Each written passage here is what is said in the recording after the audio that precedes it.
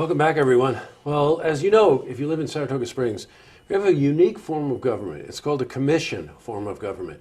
That means that the commissioners in each one of the disciplines in Saratoga Springs and the mayor all have equal weight. Great form of government, if you ask me. But the other important thing is that each one of the commissioners has a real responsibility to perform their specific tasks in their area of responsibility. And joining me today is somebody I see at Uncommon Ground way too often, Rick Wirth, who is running for Commissioner of Public Safety. So welcome, Rick. Thank you. You got your coffee? Not today. Not today. God, I think we met. I know it's years ago. So yes, it's gotta we did. Be at least 4 years ago, I think. You know, correct. We've seen each other at events, and like I said, at Uncommon Ground in the morning.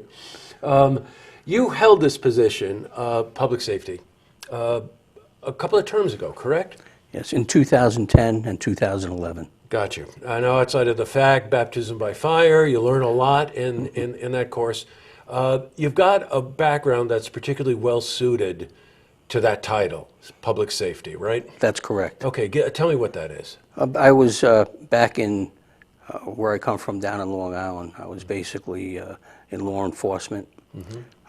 I was a director of law enforcement for animal abuse. Mm-hmm. Also, I was involved in child abuse investigations for the Society of Prevention Cruelty to Children. Mm-hmm.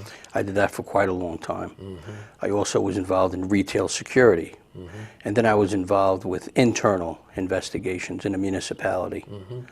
Well, you know what, Rick? Anybody that gets involved in that, very similar to firefighters, you're really driven to it, right? You are. You know, because that's a public service, if ever there was, isn't it? You don't leave that job at 5 o'clock. No. You know what I mean? It stays with you, especially the field that you are interested in. Has that really been like a lifelong passion of yours? Oh, always, since I was a kid. I always helped people. I want to always be there for people in need, mm-hmm. and I just enjoy that. Mm-hmm. Watching out for everyone's safety mm-hmm. is very important to me. Safety first. Boy, what a mission! What a vocation. Hey, you ran. You lost the last election cycle. As I recall, that was a pretty close vote, right? Wasn't it? Well, out of approximately 8,529 voters, mm-hmm. I lost by 59 votes. That's close. I would say that was close. That's a close one. Why are you running again? Oh, I love the city of Saratoga Springs. Mm-hmm. I love law enforcement. I love the firefighters and the police officers are great. Mm-hmm. I have so much respect for them. Mm-hmm. And I feel that with my background, it just suits me. And I could help them out. I could help the city out. A lot of things going safety-wise, I could help them out. You know, I have a lot of great ideas that I want to bring forward mm-hmm. That could be beneficial to the city. I think probably a very appropriate question to ask you. You know, let's face it, a day doesn't go by that in the news there's a law enforcement related issue, usually to do with body cams and cops. There was one yesterday about a police officer in a classroom. It's just like every single day there's something. Given the current wave of interest in law enforcement and your background, what would be your priorities? Well, I feel that the body cams are important. Police sometimes are targeted, mm-hmm. and that's very important for them to have the evidence that they need also. Mm-hmm. And it can help out with evidence. The body cams, chain of custody related to different aspects and investigations. Mm-hmm. So the body cams are good to have.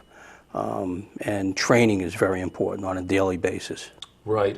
Some other priorities. You had mentioned the DARE program to me, and some things right. that are either fall into the wayside or don't get the kind of attention that you would give them. Can right. give me a sample of some of those? I would like to bring back a program called the DARE program. Right. Schools are very, very important to me. Mm-hmm. I want the children to be safe also. Mm-hmm. So I'm concerned about the schools. I'm concerned about drugs in the city as well as everywhere else. So I think that DARE program should definitely come back.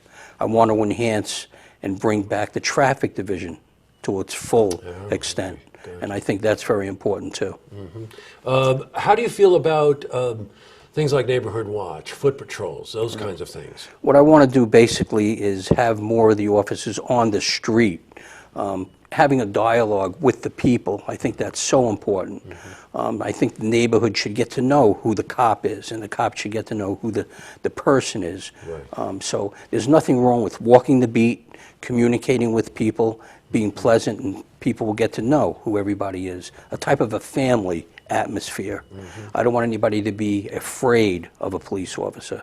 So the police are there to help people in need, and they could also get a lot of knowledge by talking to individuals.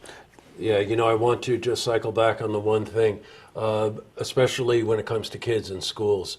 That has to be a priority now. We have colleges in our city limits. We have high schools, grade schools, you know, parochial schools. We've got a little sampling of everything there, and it's unfortunate, but schools can be targets. Absolutely they are. And there are a lot of individuals out there that can cause problems. And what I want to do, for an example, with colleges, for an example, in this area we have Skidmore. Right. I want to have a great rapport, which I have had when I was there. They have a great security at Skidmore. And with our police department, with the knowledge that we have, the wealth of knowledge that we have to combine that. And what I want to do basically after I get elected, hopefully, I want to have a survival unit I want to create, all right, within the city that can help out individuals that get assaulted, if you will, in that type of a situation. Sure, you know, you hear it frequently said, right, that law enforcement doesn't stop at the act itself, that really the aftermath of an event is absolutely critical, that there is a communication and a relationship with law enforcement. You know, they're the experts. They've been through it, and they can help people. There are emotional issues. There are all kinds of issues that people face when they face that kind of conflict, right? Yes.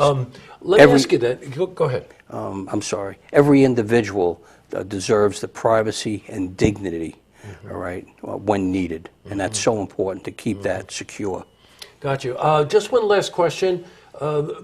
Without getting into the nitty-gritty here, I guess, but you must have some concerns about the way public safety is being handled now. And maybe you don't, but I do have concerns. I have many concerns. There are many issues out there, and I will create the atmosphere to correct all of that regarding, for an example, the East Ridge. I want the East Ridge to have immediate coverage, which they haven't had in 4 years. And I think that's important. So within my first 60 days in office, they will have immediate coverage. I've knocked on 8,000 doors. My team told me the other day, I couldn't believe it, but I've been walking and knocking on doors since May, because I'm very concerned about what the people have to say. And I heard so many different things about the issues. And at the East Ridge, people are concerned. If, God forbid, someone gets a stroke or a heart attack, they want that immediate coverage, and they should have it like everybody else in the city and the surrounding areas by the East Ridge. well, you know, they really dovetail each other, but because Rick is making a reference to EMS, of course. But police and EMS, those are the services that you really have to, it's not a 9-to-5 job. You know, in public safety, you're really on the front line of a lot of things. There's no question about it. Well, you know, when you said you hit 8,000, I'm surprised you're wearing shoes, and also now I know why you get the coffee in the morning. You need it. Well, these are my about third pair of shoes. Yeah, I bet. Plus, you have to switch off into sneakers once in a while. Oh, God. Well, Rick, best of luck in the election. Okay? Thank you so much. I know you're going to be hitting even more homes this weekend and leading up to Tuesday, and we'll see you on the other side. I'm enjoying it. Thank you so much. You're welcome, Rick. Nice to have you. To see this interview again, you can head to our website, looktvonline.com.